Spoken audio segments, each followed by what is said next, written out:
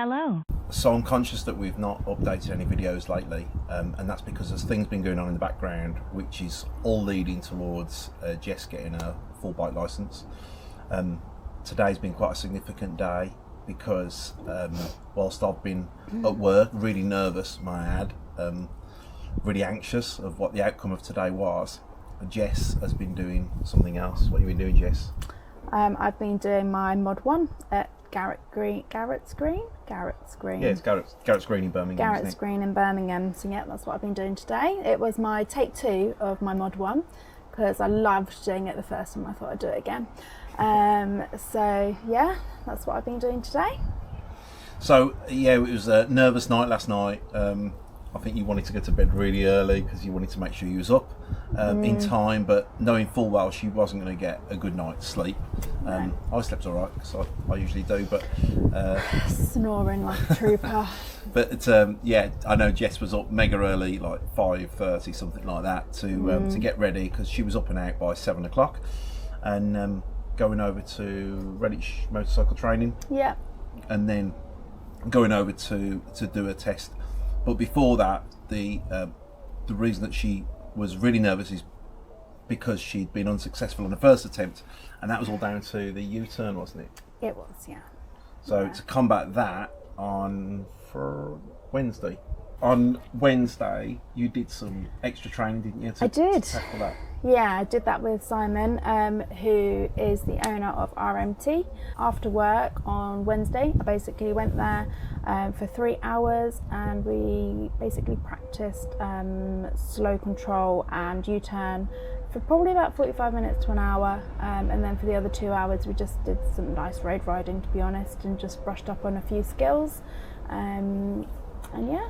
Well, you told me Wednesday night, sorry, that the problem with the U-turn was you attempted to put your foot down, and you did some quite unique training with Simon, didn't you? You were talking about closing your eyes, and yeah, that was interesting, I thought. So I think that might be worth what that was like, and how people might benefit from that.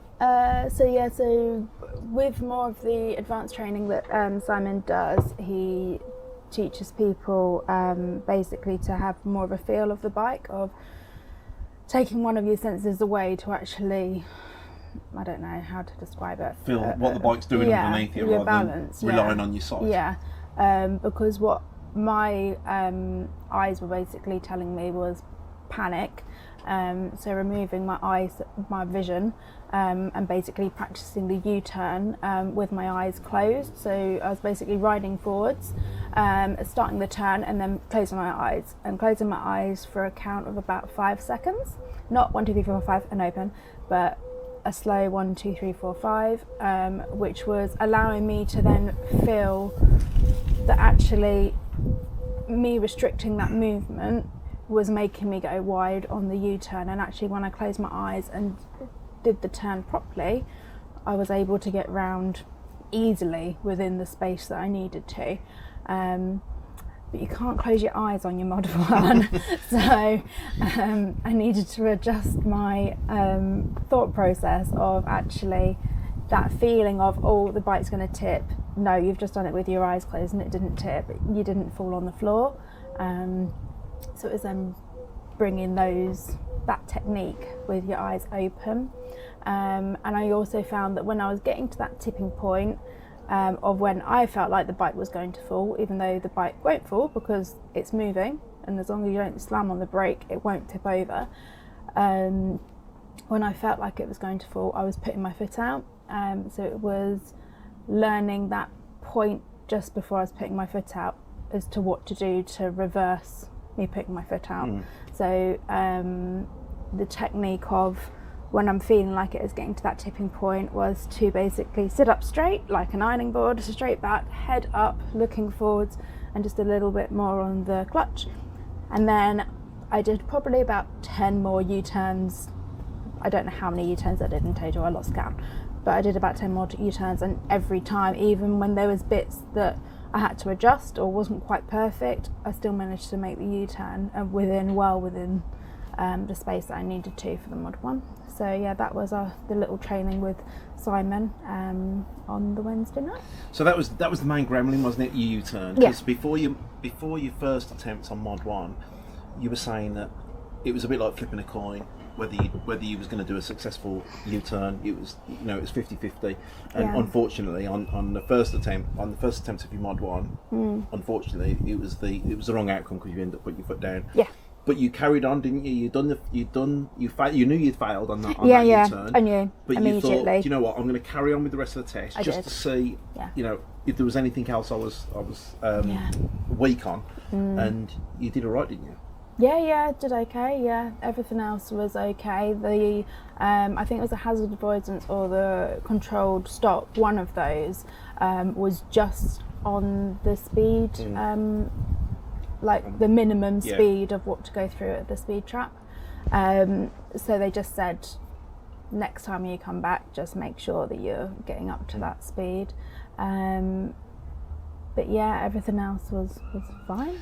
So other than obviously not being successful on that one foot down was enough to just put pain to the rest of it, because everything else was good.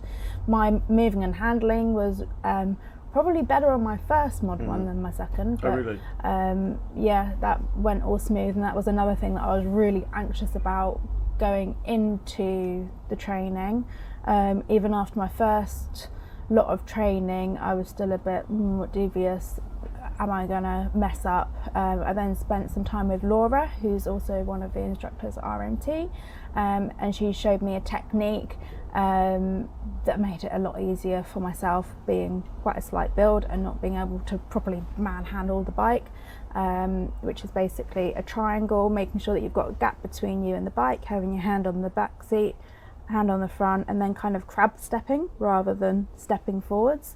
And pushing it backwards, and then actually doing an arc round rather than trying to do the semicircle that people do from one bay round to the other. That's putting in almost a bit too much pressure. The way that she was teaching me was basically keeping the bike upright, so the bike is completely balanced. All I'm doing is just moving it back and forwards and back. So yeah, that worked well. And then, so fast forward to. Sorry, I appreciate. I'm jumping around a little bit here because there's so much to share. Something's in my tea. What? I don't know what's in my tea. Hope you're right. Yeah, so jumping around a little bit here. So that was. I'll keep referring back to your first attempt. I want to concentrate now on your second attempt, which is a better outcome. So spoiler alert. So you went to the training centre this morning. Then you rode over, didn't you? So at 7 o'clock you rode over to. Yeah. So arrived at RMT. Simon basically rode us across to Garrett's Green. I won't mention the other student because I've not asked his permission to use his name, but well done. So yeah, we rode over. The ride there was all right. There was quite a lot of traffic on the road. It was kind of school time, so school traffic, and just generally going into the outskirts of the city. It's always a bit bedlam. So yeah. How did you feel when you turned up at the test centre? Nervous still, nowhere near as nervous as I did the first time. Not saying you should fail the first time, but it immediately relaxed me because I knew where everything was, I knew where I was going, and yeah, that bit was all right. And then you got you were talking about the waiting room earlier. You mentioned about the waiting room. Is there like a waiting room that you're waiting prior to the being called? You basically park up your bike, you go inside the building. I don't know if it's the same with other places for the Mod 1, but there's basically a waiting room. Sit in the pressing waiting room until the examiner basically calls your name. And the one great thing, there's many great things about RMT, but the one great thing is if they've got 2 students, the first one obviously goes and does their test, but instead of just sitting in the room stewing for the next 15 to 30 minutes, Simon basically went, come on then, put your gloves on, put your helmet on, let's go for a ride. which immediately put me at ease. He did that on the first test and on the second test, and it made a huge amount of difference, because I can guarantee if I was sat in that room staring at the blue walls and horrible carpet, I think I would have done worse than what I did. So yeah, that was really top marks to RMT. So the examiner, again, I didn't ask if I could use his name, but he was really, really nice, immediately put me at ease. So he called me in, he basically had a look through my paperwork, make sure I was who I said I was, kind of, yeah, just, what am I trying to say? He looked through my paperwork and put me at ease, introduced himself, and then was basically talking about the weather, because it was bright sunshine, of how much of a nice day it was outside to do the test on. So he was just really friendly chap that, yeah, just settled my nerves completely. So then you basically put your helmet on, put your gloves on, walk through the waiting room with all the other students staring at you going, good luck, all fear in their eyes, apart from the one that had already passed his test. So went out, up to the bikes, and the examiner said to me, so which one's your bike? To which I went, because I was in such a deer in headlights, which immediately broke the ice, which he found quite amusing. I was like, well, Simon's tried to make it as easy as possible for me, because the my initial is J, and on the registration plate he'd given me the one that ends in J, so he couldn't have made it any easier. So yeah, I went, that's definitely mine, because it ends in J. Luckily there's no other bikes that ended in J, otherwise that would have been awkward.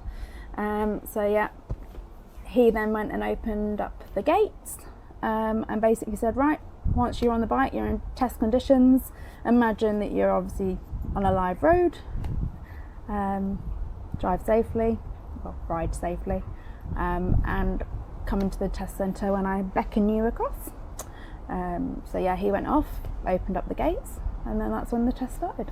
And then the first part of the test was something you initially was quite worried about, wasn't it? It was the manual handling. Yeah. But after the tips that Laura Smith gave you, you was able to do that, so you smashed that one. Yeah. You thought you was a bit slower than...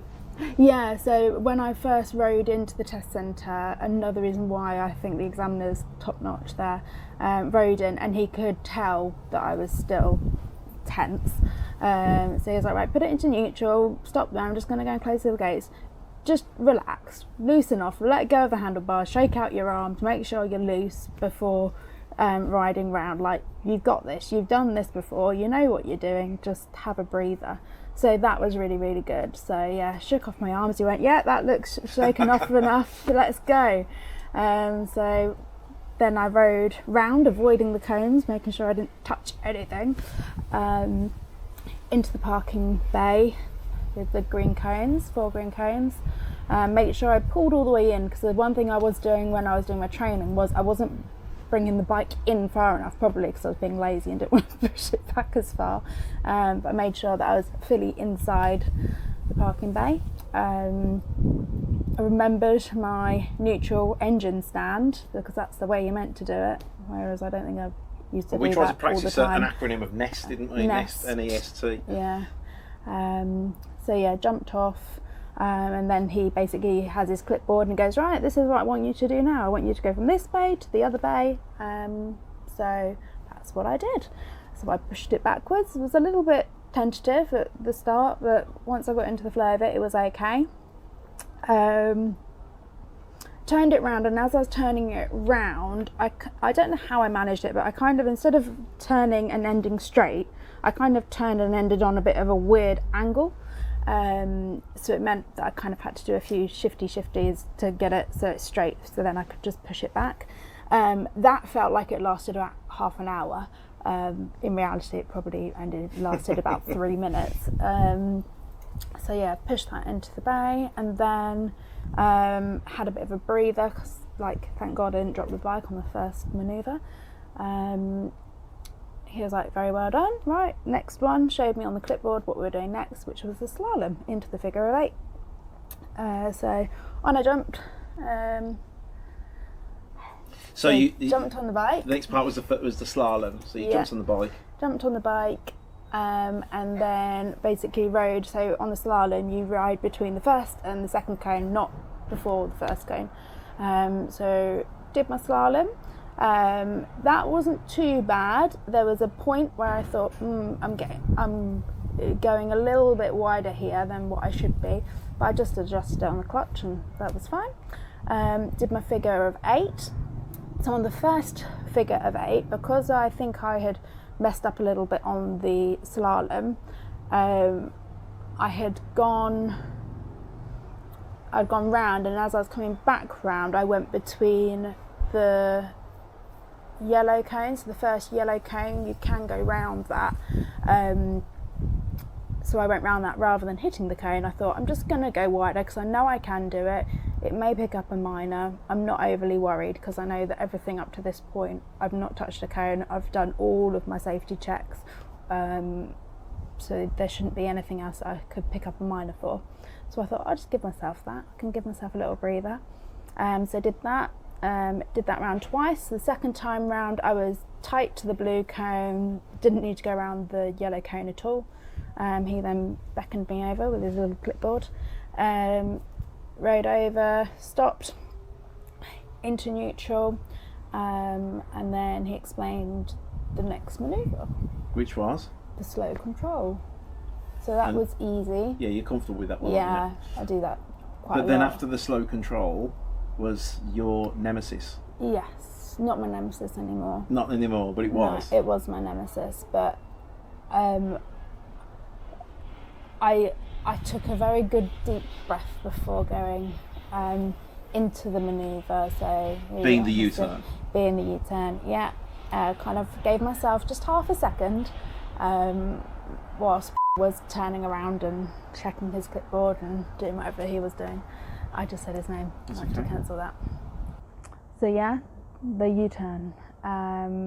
You remembered all your training that Simon had told you? Yeah. So, and Laura, both Simon and Laura, they did a great job. So, into first, obviously shoulder checks, rode forwards, did my lifesaver early, making sure I counted for 1 second, because on my training with Laura the first time, I was kind of doing my shoulder check like that, which obviously isn't enough to actually see what's there. So, when I was doing my shoulder check, I was actually counting and 1 and then back. Not out loud because that would be a bit weird, but making sure that the examiner had seen that I had actually properly checked over my shoulder. Then coming forwards. So first time when I did it, I was a little bit wobbly and I hadn't regained my balance before I did the turn. So I thought, I've got this line right up until the end, and I know that I could ride almost right up to the end and still be able to make the turn. So I gave myself a decent distance to get up onto my balance, get as close to the white line but without touching it. Turned hard, looked where I wanted to go, kept my back straight, head up, and made it easily round. To the point where I then actually had to go back across to the white line so I wasn't sat in the live lane of traffic. So the tip on that one then is when you pull away is go a little bit straight for a little bit longer, steady the bike, and then do the turn. Yeah. And that's what you did, and that. Yeah, and that was fine. And obviously the other tips that Simon gave me, that if I did get into trouble, I knew what to do. Whereas before, when I got into trouble, I just panicked. There wasn't I hadn't practiced enough times of it doing it wrong, putting it right, to then get it as muscle memory. I have to say, I don't know. Just my observation is when you came, before you had the training with Simon, you was really worried about the U-turn. Yeah. Because obviously that had caught you out. You wasn't confident with it at all.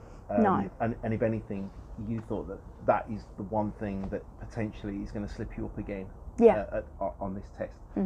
But when you came back on that Wednesday evening after 3 hours with Simon, you gave me the impression that actually you was most confident about anything, it was the U-turn. Yeah. You was that confident with it, Yeah. which was night and day. The change, I could see the confidence. It was like as if you wanted to do your test there and then. Yeah. And I think full credit to Laura and Simon and all of those at RMT for that. So anyway, I don't want to digress too much from there. So you've done your U-turn, which was your gremlin that you got rid of that.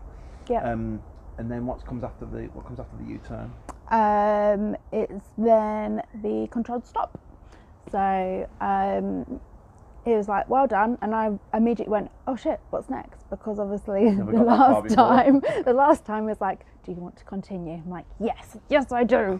So I was like, yep, let's go for that. So you basically ride from whichever side you've done the U-turn, but you ride across. So my circuit was going from left to right.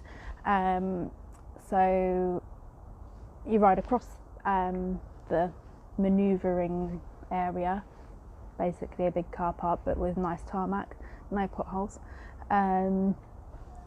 Ride across into second gear, going 20 miles an hour around the curve. You don't want to go any faster than that because you just don't want to go any faster than that. The tips that Laura and Simon gave me helped with positioning coming out of the curve. I'm not going to give all of their secrets away, but coming out of the curve, you want to kind of be close to the blue cone, so it's then a straight line, rather than having to almost do like a hazard avoidance swerve beforehand. So you want to get as straight as you can to power on. Get up to the red. When you go through the red, you then power off. Red and yellow, you then front brake, then back brake. You then click down into your first gear when you're approaching the blue cones, taking off the front brake, and then you're just finishing off at the back brake, just crawling it in into the box and making sure that you obviously land inside the box. Don't fall short, don't overshoot it, because that, I don't know if it's a fail or if it's a minor, but just don't do that. So yeah, did that, and I was like, yeah, that's fine. He said, yeah, your speed's quick. You don't have to go that quick, but the next one is the emergency stop. So with this one, it is actually recorded for your speed. So if you do it as you just did it, you'll be okay. So in my head, I thought, I can't remember how I just did it. I'll just put a little bit more on, just to be on the safe side. So went round the curve again, doing 20, bang on the 20, obviously going straight between the blue, going through the red. Now obviously with the emergency stop, you're waiting for the instructor to give you his little hand wave to tell you to stop. That always happens on the red and yellow cones.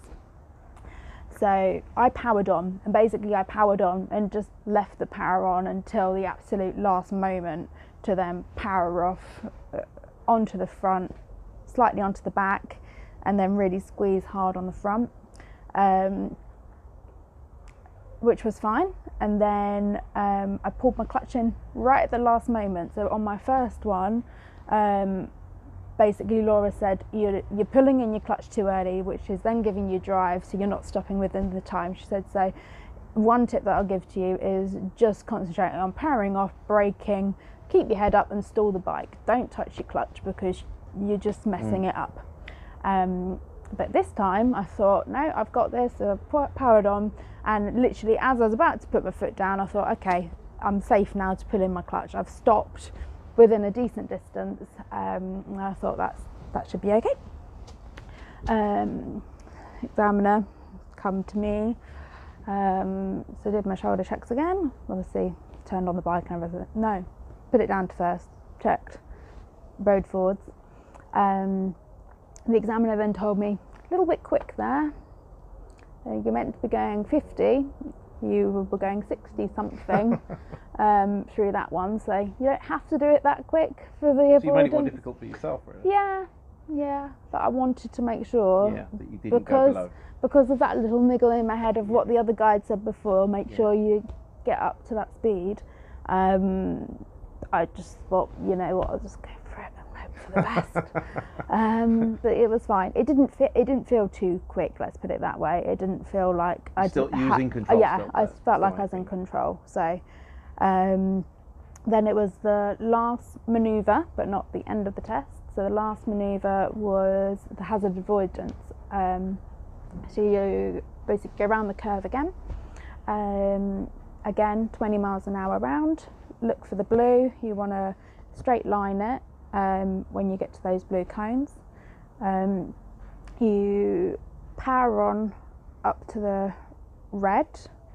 You then power off slightly, and when you're going through the red and yellow, you are then pushing down on your handlebars, whichever way obviously you're swerving. Push down towards the way that you're swerving. You'll swerve round. Then you use your back brake. Am I getting that right? Questioning myself now. Yeah, you use your back brake, and then you slowly bring it back across to the middle, and finishing obviously again within the blue cones in the little box. I'm sure it is back brake. I'm questioning myself now whether it's front and back. Anyway, do your research. Stop in the cones. He then said, right, turn off your bike. And I was like, oh God, what have I done now? Have I gone too quick? Have I gone too slow? He's just told me not to go too quick. And he said, right, still under test conditions. I'm going to go and open the gate. Wait for me to beckon you over. And I was like, okay, thanks. He walked off, and immediately I was like, oh no, what have I done? Something's gone wrong. And he beckoned me over, so rode out very carefully, checking everything. Don't hit a cone. Because if you hit a cone at that point, despite doing all of that, it would have been a fail. Yeah. So yeah, I was like overly cautious, like giving well over a metre between each cone, so I didn't hit anything. And then rode out, and I parked forwards. I didn't bother with the whole getting off the bike and moving it backwards. No, I just pulled in forwards, and I turned off the engine. And took a breath. Nest, so neutral engine stand. Yeah. Got off, had a breath, and he was like, right, okay, let's go back inside and I'll let you know how you've done. To which I was like, okay. He said, you can take your helmet off now if you want. To which my brain went, do I want to have my helmet off, or do I want to hide my face from the people that I'm about to walk into? How well have I done here? But I thought, you're just overthinking everything now. So I took my gloves off, took my helmet off. Hair was an absolute mess, obviously, because helmet hair. Walked in, to which the examiner then turned to me and said, do you want your instructor in the room with you? And I thought, oh no, this isn't going to be good. He's going to say, she is not safe. Do not bring her back. She's not welcome here. She was doing 60 kilometres an hour. She's not okay. She's tapped in the head. So I was like, yeah, okay. So Simon then came in with me. Sat down. He said, I'm pleased to tell you, you have passed. That's brilliant. Did you cry? No, I was like, yes.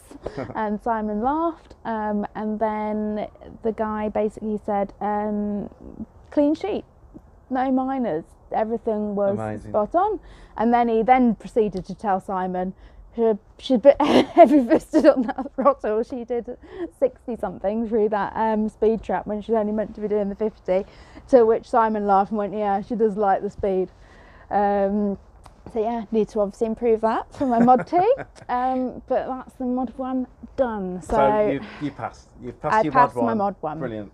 It's and then all done. And then you had the ride home. I bet that was amazing, wasn't it? Yeah, it was nice. To relax and enjoy the ride without it was nice. overthinking what I had done wrong. Did or didn't do right. Yeah, definitely. So you had a nice ride back. Yeah. And then did you give them the donuts? I did. I took, the last time I took donuts, I had a commiseration donut, and this time had a celebratory donut, to which Simon had one, and the other student was being good.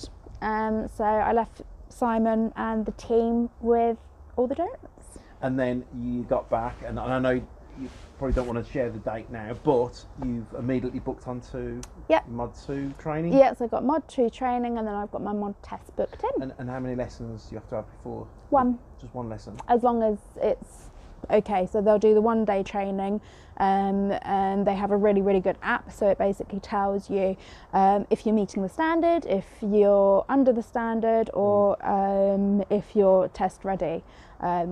So yeah, and I'll know app, that after. It's Riders Hub, isn't it? I don't know. I'm pretty sure without looking at my phone. No, Riders Hub is the training. I think it's their own app. Okay. I think it's RMT's app. Riders Hub is a training which I think you can pay for. So even if you're not doing the training with RMT, you can go onto Riders Hub, and I think you can pay a fee. And that's worth it. That's good. Oh, From yeah, what I've yeah. seen, that's really, really good. Well, I've been kind of digesting that over the last few months, so yeah, would recommend that. So next steps are you're going to do your Mod 2 training, Mod 2 test. Hopefully I'm pretty sure that'll be, well, I am sure that'll be a successful outcome. Hopefully. And then you're looking to get you'll be all past then, you'll be able to get your big bike. Yeah. And what big bike or big bikes are you looking at? What's on the shortlist? Yamaha Tracer 9GT is at the top of my list, but I don't know until I've actually sat on one and done a test ride as to you don't know if it's going to feel nice or bad or what. I might completely swerve a U-turn and put a street triple in, who knows. But yeah, we'll see. You don't know a bike until you actually sat on it and you got a feel for it. Yeah. So Tracer's at the top. Any others Tracer's at the top. V-Strum. Yeah. What one did I look at? Tiger? Yeah. Because they do a low version? No? You fell out with them? I kind of... I don't know. I need to sit on it and see what I think. It's a nice dilemma to be in. Yeah. You'll sit on various bikes, you'll see which one you like and which one you feel most comfortable with. And then you go, do you know what? That's the one I'm getting. Yeah. And this is all. I might get a KTM just to keep taking money. KTMs are brilliant. I know. But, I do like them, but they're rather expensive. Yeah, they are expensive. And what's particularly good is that Jess has managed to get this sorted before the ABR, because we're going to be at the ABR this weekend coming. I wanted to actually. The aim in my head was to have my full licence by the ABR, but it didn't work out, so it'll just be... You'll be there on your 125? I'll be there on my 125, not being able to balance because it feels like horrible now because I've ridden the 650.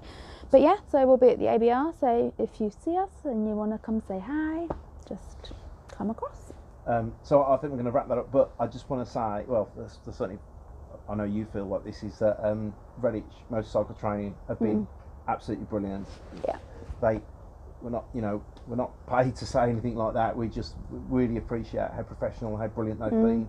Yeah. Right from the beginning, right to getting to this stage, and you're over the moon, aren't you? Yeah. Yeah. It's pizza and chips tonight. It is pizza and chips tonight. Yeah. And you can relax. I can't decide to have either Domino's or fish and chips, so I think I might just combine the two.